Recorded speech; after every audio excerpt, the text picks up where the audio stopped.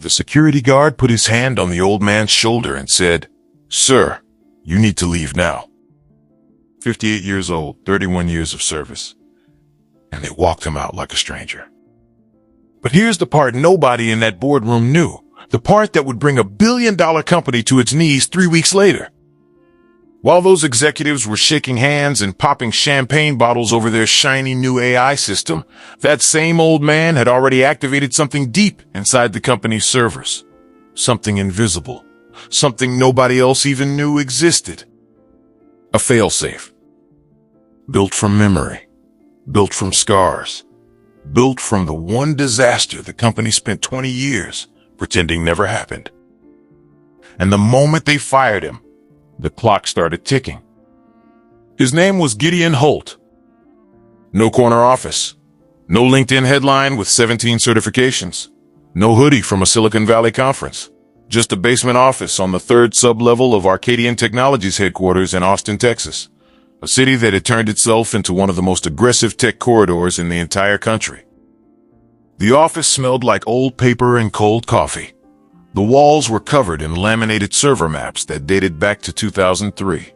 Handwritten notes, actual pen-on-paper notes, were pinned across a corkboard that stretched 6 feet wide. Every note had a date. Every date connected to a crisis. Every crisis had a resolution written in red ink beside it.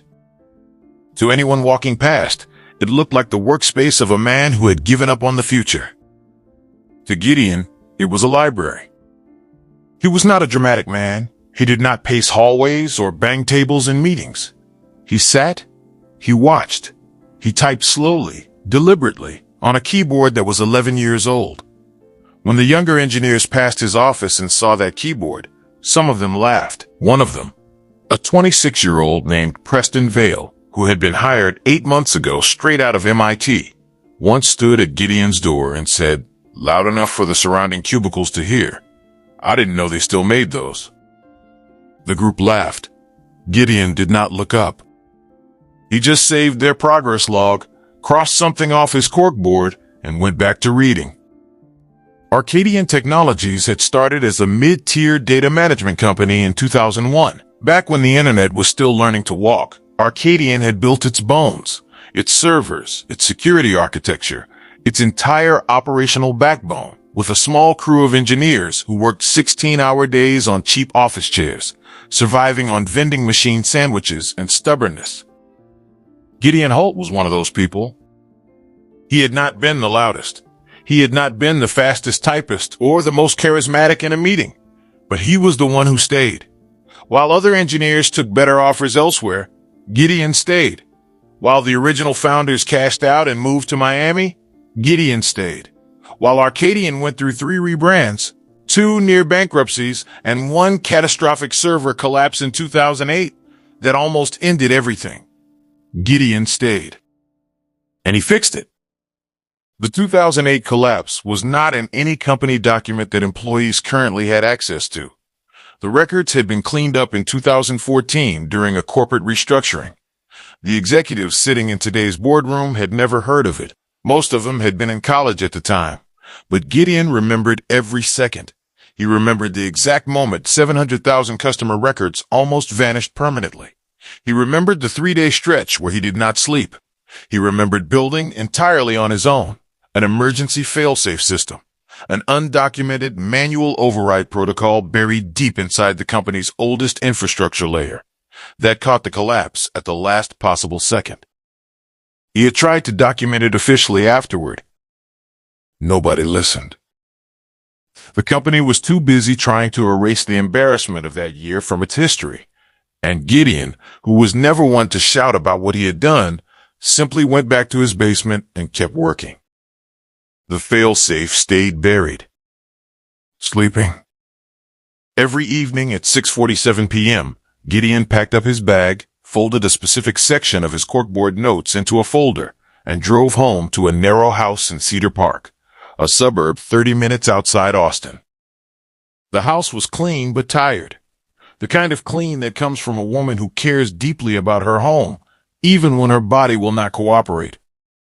His wife, Della, had been fighting lupus for 9 years, the kind of fight that does not happen in hospitals alone. It happens in living rooms, in pharmacy lines, in the middle of the night when a fever comes out of nowhere and the nearest emergency room is 22 minutes away. It happens in the stacks of medical bills on the kitchen counter that never fully disappear, no matter how carefully you budget. Gideon paid those bills with precision. He tracked every dollar. He knew exactly how much his insurance covered, how much it did not, which medications were going up in price, and which generics were becoming available. He had a spreadsheet for it. Not a fancy one, not a cloud-based one, just a plain Excel file on a laptop that was 8 years old. He was 7 months away from full retirement benefits. 7 months. That number sat in his chest every morning when he drove to work. It was not a comforting number. It was a pressure, a countdown, a thing he could not afford to lose. And he knew, the way a man who has watched a company for 30 years simply knows, that something was wrong. It started small, the way every disaster starts small. 3 weeks before his firing, Gideon was running a late-night diagnostic on a legacy authentication cluster, a set of servers that the younger team had already declared obsolete and scheduled for decommission. He was not supposed to be running diagnostics on systems slated for removal. Preston Vale's team had made that clear in a memo, but Gideon had learned a long time ago that obsolete systems do not stop being real just because someone puts a sticker on them marked for deletion. At 11:23 p.m., a login chain appeared in the old server log that made no sense. Not a breach, not an alert, just a chain of authentication requests that moved in a pattern Gideon had only seen one other time in his life. In 2008, right before everything started collapsing.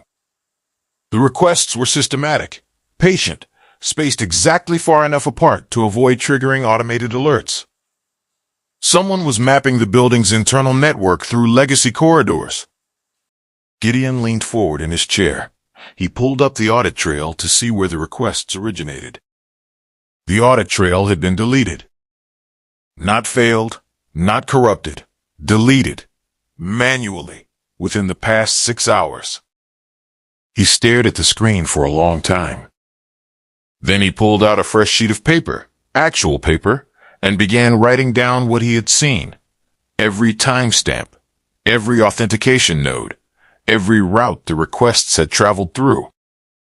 His hands were steady. His face was calm. But somewhere behind his ribs, a cold weight settled. Because there are two types of threats in cybersecurity. External attackers who break in through walls, and internal ones who already have the keys. He did not know yet which one this was. But he knew this. Someone had been inside the company's oldest infrastructure, moving quietly, and had covered their tracks using access levels that very few people possessed. If Gideon's basement was 2003, then the 15th floor of Arcadian Technologies was 2027. Glass walls, standing desks, 3 espresso machines, a wall-sized screen showing real-time system dashboards that refreshed every 4 seconds. Preston Vale's team worked up here. 8 engineers, all under 35, all brilliant, all moving at a speed that genuinely impressed Gideon, even if he would never say so out loud. Above them was the man who had hired them all, Donovan Marsh.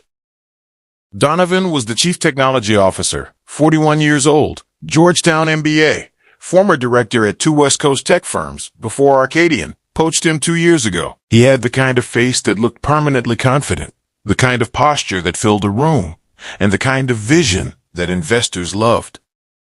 He called it the Arcadian 2.0 initiative. Cloud migration, AI-driven security protocols, automated infrastructure, the complete retirement of legacy systems that had been limping along since the Stone Age. His exact words in the board presentation. The CEO, a man named Clifton Ware, had green-lighted everything with both hands. Clifton was 52, built his name in finance before pivoting to tech. He wore custom suits and spoke in the kind of language that made quarterly reports sound like poetry.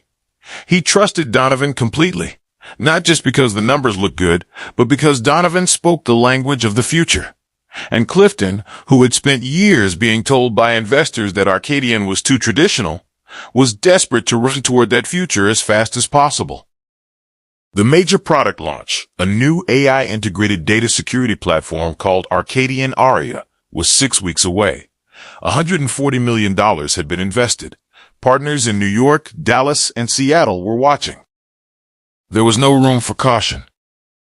There was no room for a quiet man in a basement office warning about things nobody else could see. At 9:15 the following morning, Clifton Ware's assistant sent a calendar invitation to Gideon Holt. Subject: brief check-in. It was scheduled for 10 a.m.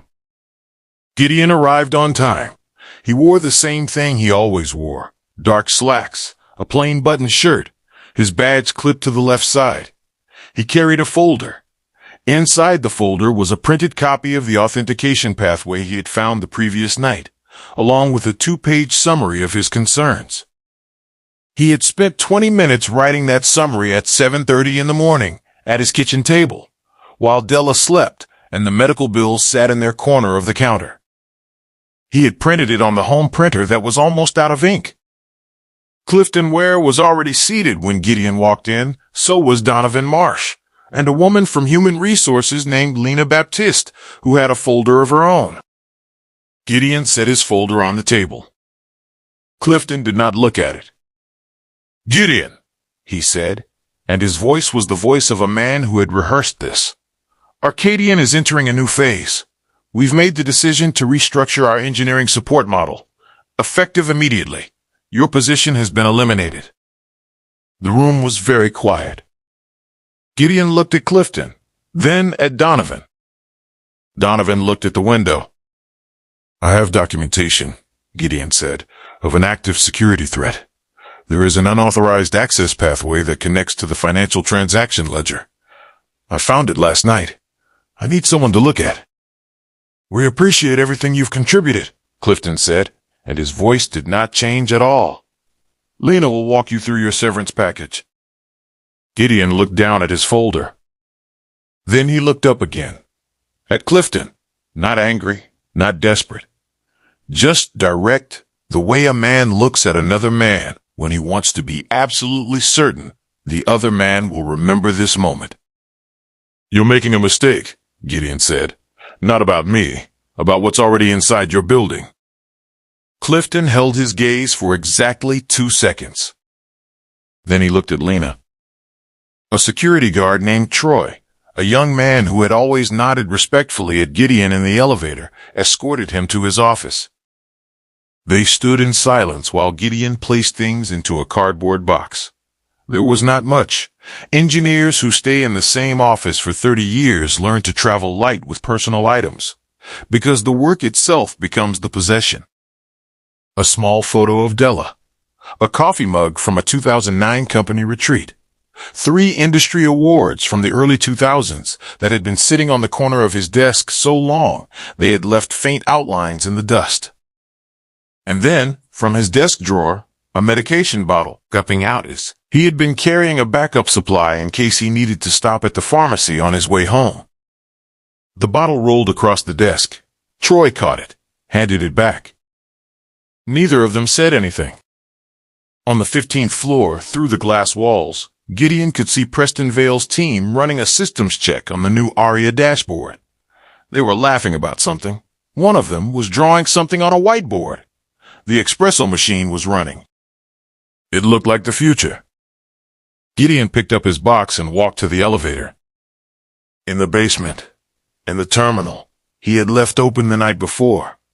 The emergency failsafe was running.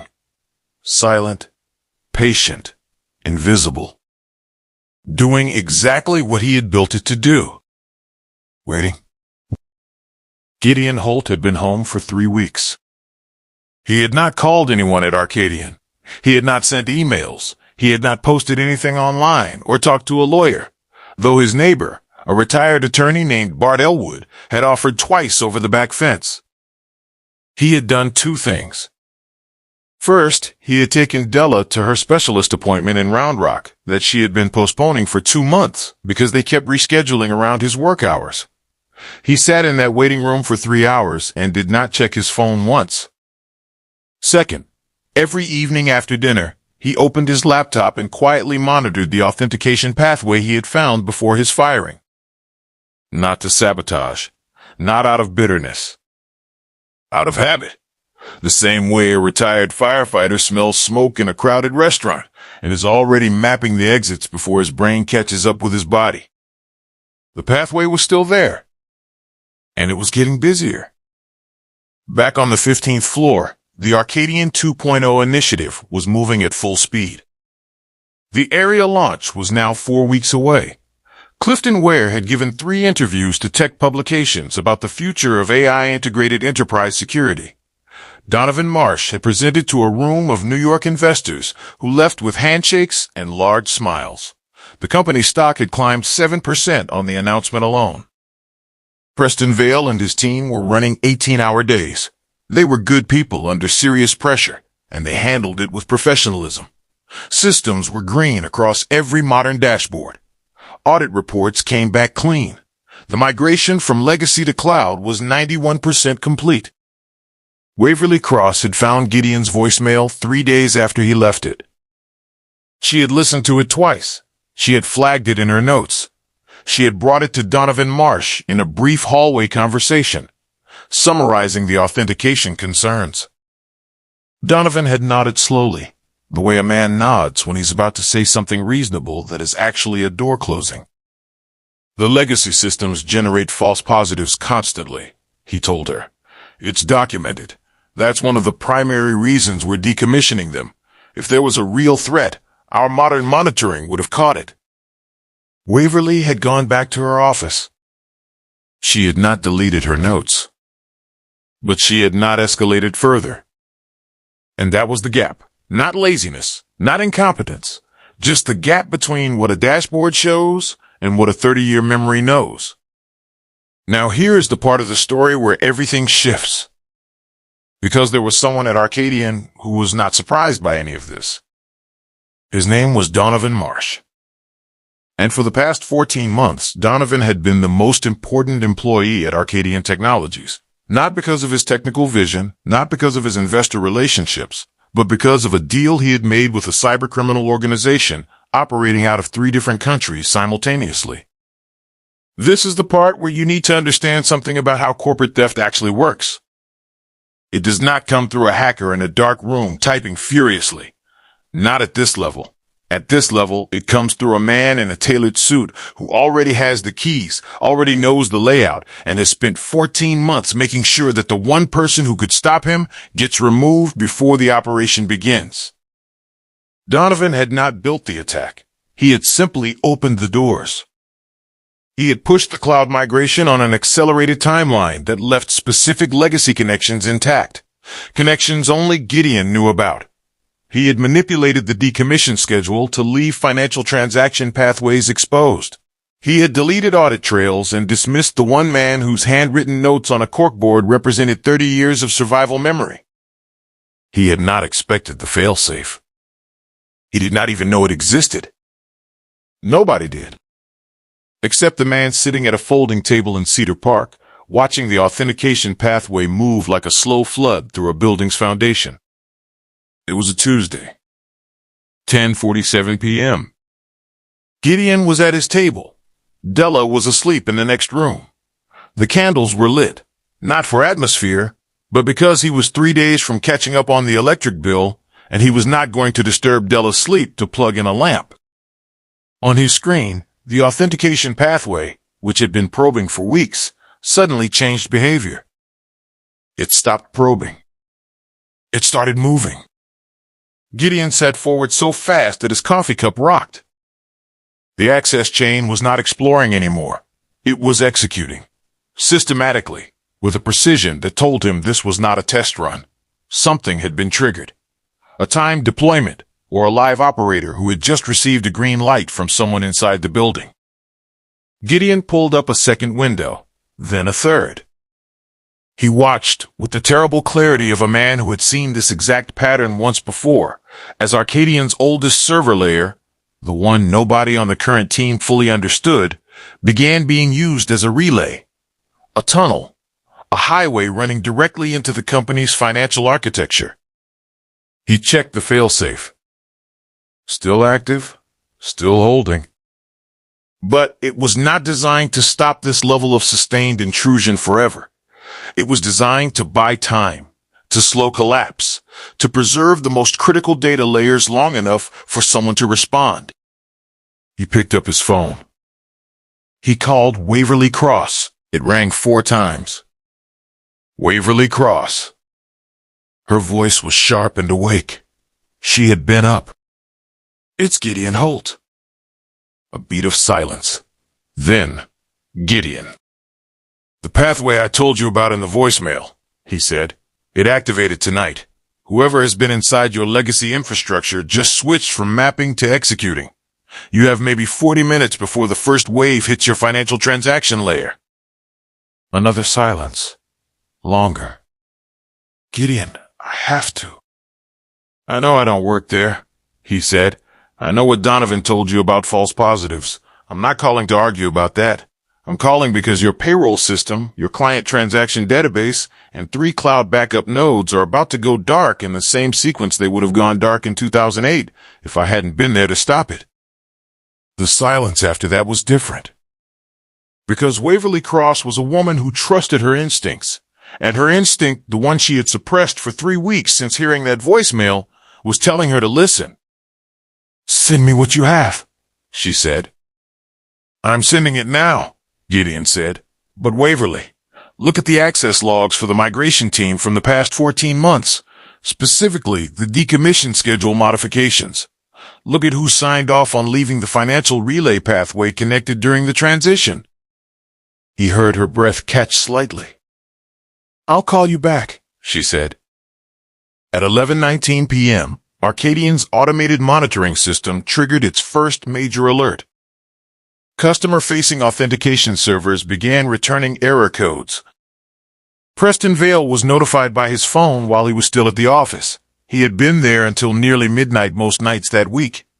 He sat up, pulled his laptop toward him, and began running diagnostics with the focused calm of someone who had trained for exactly this scenario. His team was online within 6 minutes. 4 of them were still in the building. 3 dialed in remotely. They were fast, they were coordinated, they isolated the affected authentication servers and began containment protocols that under normal circumstances would have been the correct response to this type of attack. For 12 minutes, it looked like they had it. Then the second wave hit. The second wave came from a direction that made no sense to anyone looking at a modern dashboard. It came from below. From inside the legacy infrastructure that was 91% decommissioned, but 100% still physically connected to the building's data architecture. Preston stared at his screen. He called out across the office floor, which now had 5 people on it at midnight, all of them wide-eyed and typing furiously. Where is that coming from? He said. Nobody answered immediately, because the answer was not on any dashboard they had been trained to read. The answer was on a corkboard in a basement office that had been cleared out 3 weeks ago. The ransomware did not announce itself. It did not lock screens with skull graphics or display dramatic messages. It simply moved, methodically, through tunnels in the legacy layer that Preston's team did not know existed, into the financial transaction database, into the payroll system, into the cloud backup architecture, finding every seam where old and new had been joined during migration, and quietly separating them. Like a man who had been given a complete blueprint of the building walking through it in the dark. By 11:52 p.m., the payroll system was locked. By 12:09 a.m., the client transaction database was unreachable. By 12:31 a.m., 3 cloud backup nodes had returned their last response. Clifton Ware arrived at the building at 1:14 a.m. in a car that had been called for him because his hands were shaking too badly to drive. He walked through the lobby, past the glass walls and the standing desks and the 3 espresso machines, and into a room that looked nothing like the future. It looked like a disaster. Preston's team was still working. Every screen in the building was active. People were on phones, on laptops, on headsets. The wall-sized dashboard that usually refreshed every 4 seconds was showing a cascade of red indicators that nobody had ever seen fill that screen simultaneously. Clifton stood at the door of the main operations room and looked at it. Donovan Marsh was already there, standing near the far wall. His face was controlled, the way a face is controlled when the person wearing it has somewhere to be and is calculating routes. Clifton walked to Preston. "How bad?" he asked. Preston looked at him, and in that moment, the 26-year-old MIT engineer, brilliant, talented, trained for exactly this, looked like a young man who had just discovered the ocean, is deeper than the map said. "We've contained the surface layer," Preston said carefully, "but the attack is running through infrastructure that our systems don't have visibility into. There are tunnels inside the legacy architecture that weren't in any documentation we were given during migration." Clifton stared at him. "Tunnels," he repeated. "Hidden pathways," Preston said, "between the old server clusters and the financial systems. We didn't know they existed. We couldn't have known. They weren't in any handover document." Clifton was quiet for a very long time. And then, slowly, a specific memory surfaced. A folder on a conference table. A quiet man who had said, "You're making a mistake.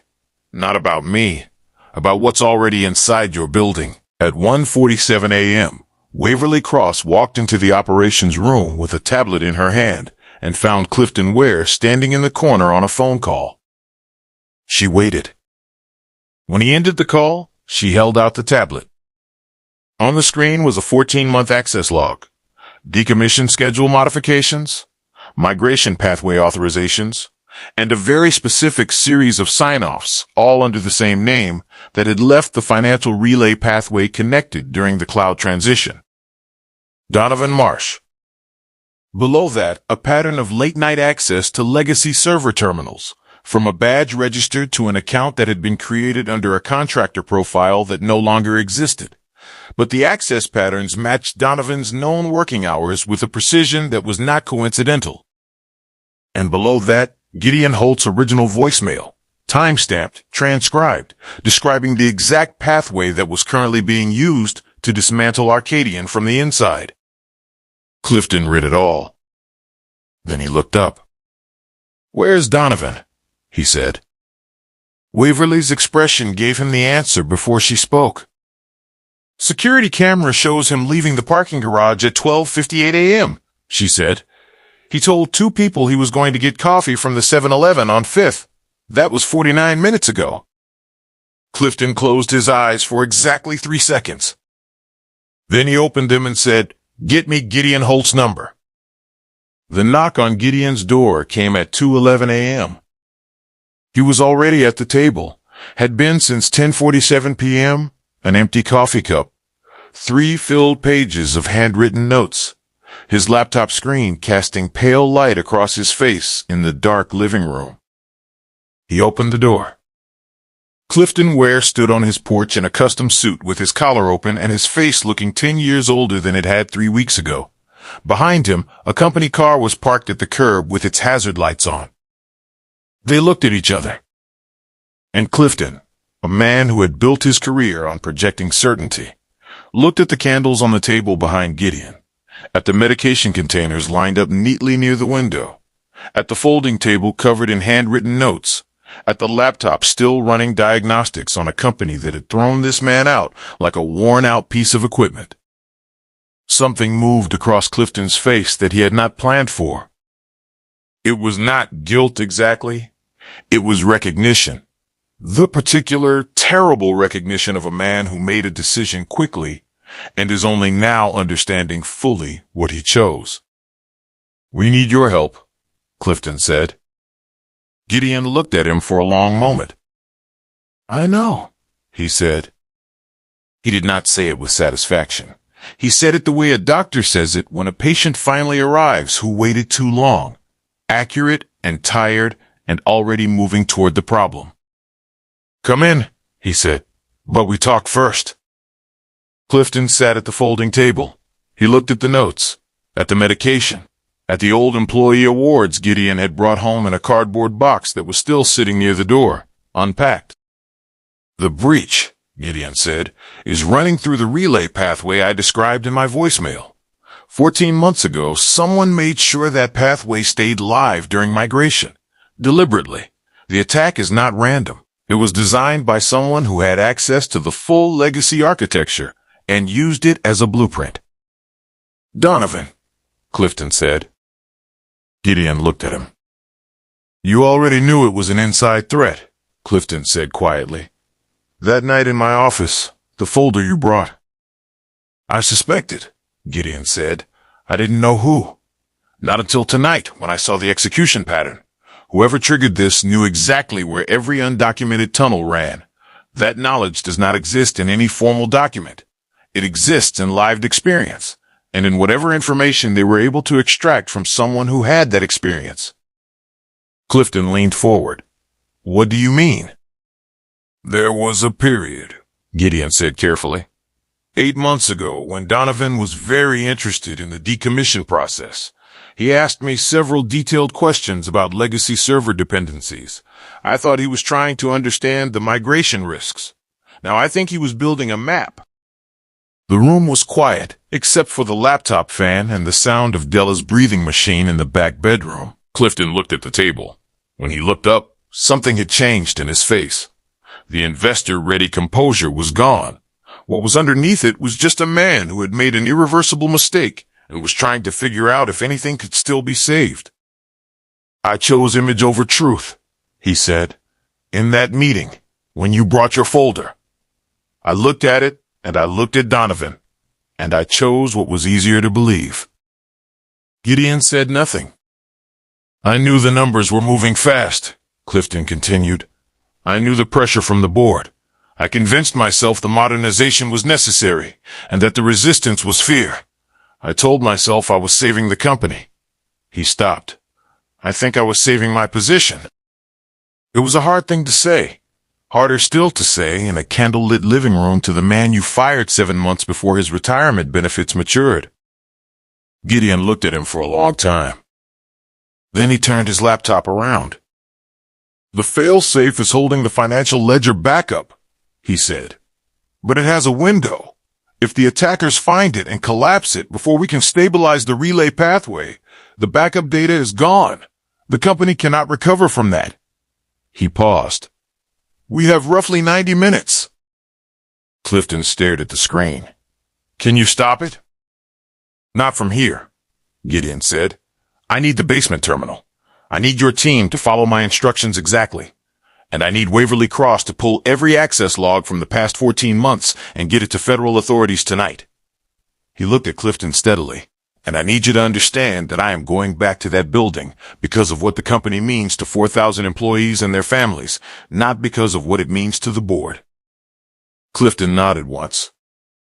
It was the most honest nod he had given in 2 years. At 2:44 a.m., Gideon Holt walked back through the front door of Arcadian Technologies. The security guard at the desk, not Troy, a different one, a young woman named Kezia who had started 3 months ago, looked up and saw a man in a plain button shirt carrying a worn laptop bag, walking with the unhurried pace of someone who has been in a crisis before and learned that panic cost time. Preston Vale met him at the elevator. They looked at each other.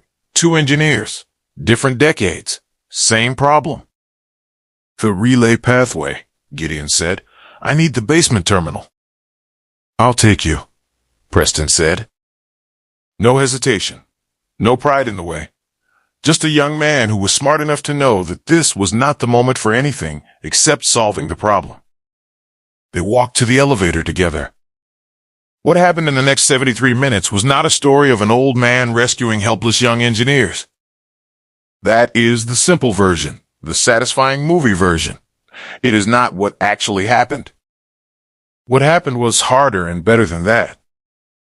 Gideon worked from the basement terminal, the one that still had his coffee mug ring on the desk from the last night he had sat there. His fingers moved across the keyboard with the slowness of a man who types exactly as fast as he needs to, and not one stroke faster.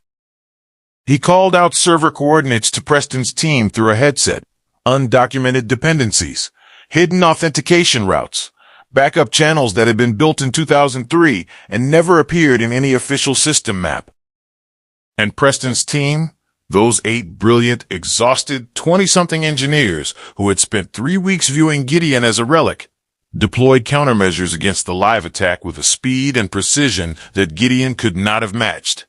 They isolated compromised cloud layers in real time. They rebuilt broken authentication bridges faster than he could have manually. They caught 2 secondary attack vectors that Gideon had not anticipated.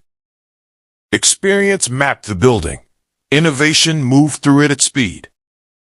Together, they were something neither of them was alone. At 3:41 a.m., the relay pathway was closed.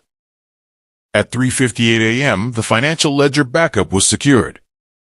At 4:12 a.m., the ransomware's primary execution chain was severed. At 4:29 a.m., the last active attack node went dark. Preston sat back in his chair on the 15th floor, looked at his team, all of them pale, all of them running on nothing but adrenaline, and said nothing for a full 10 seconds.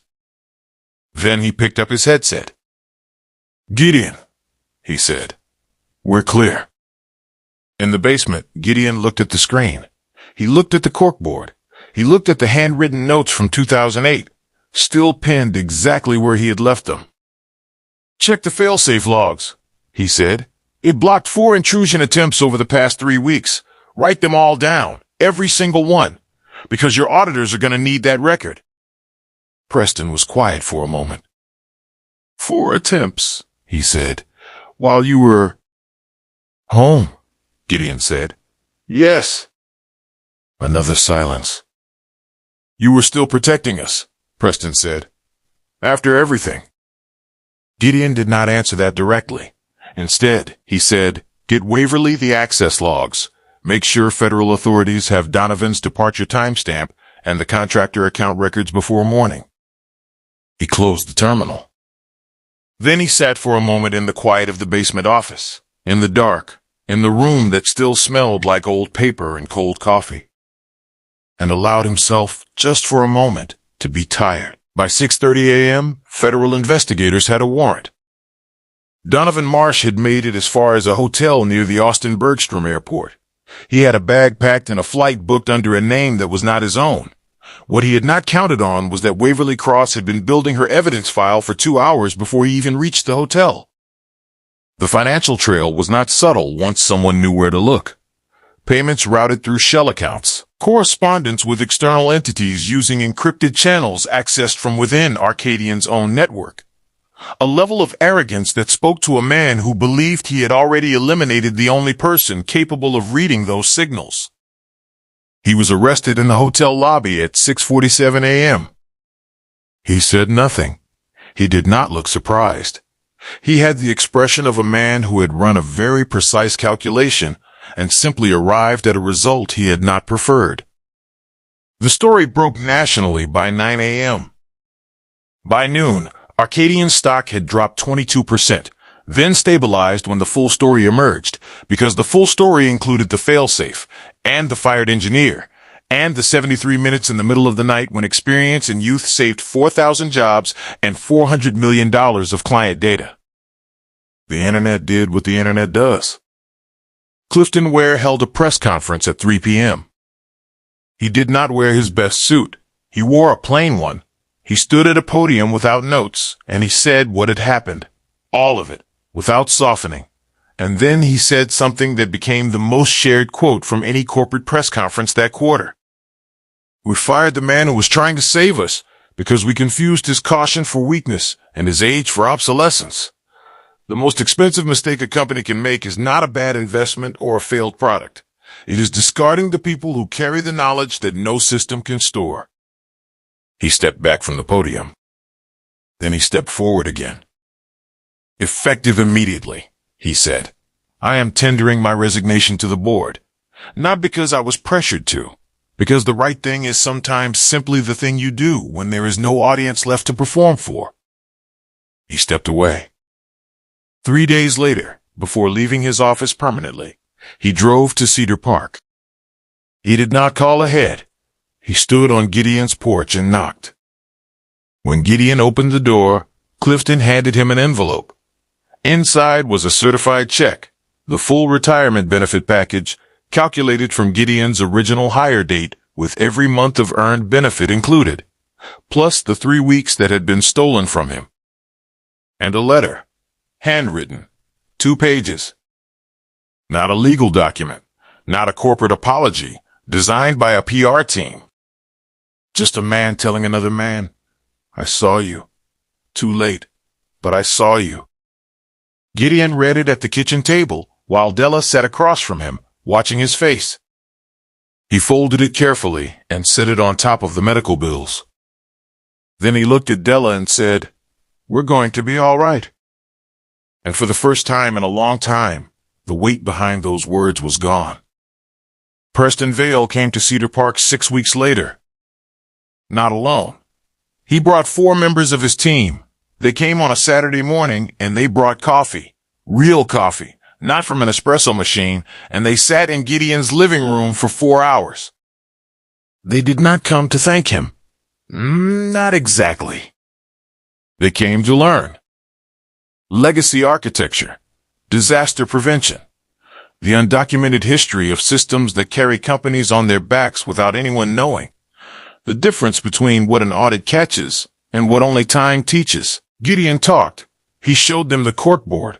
He explained the 2008 collapse, the real one, the one the company had tried to bury, and what it had taken to stop it, and why the failsafe existed, and how institutional memory is not nostalgia, but survival technology.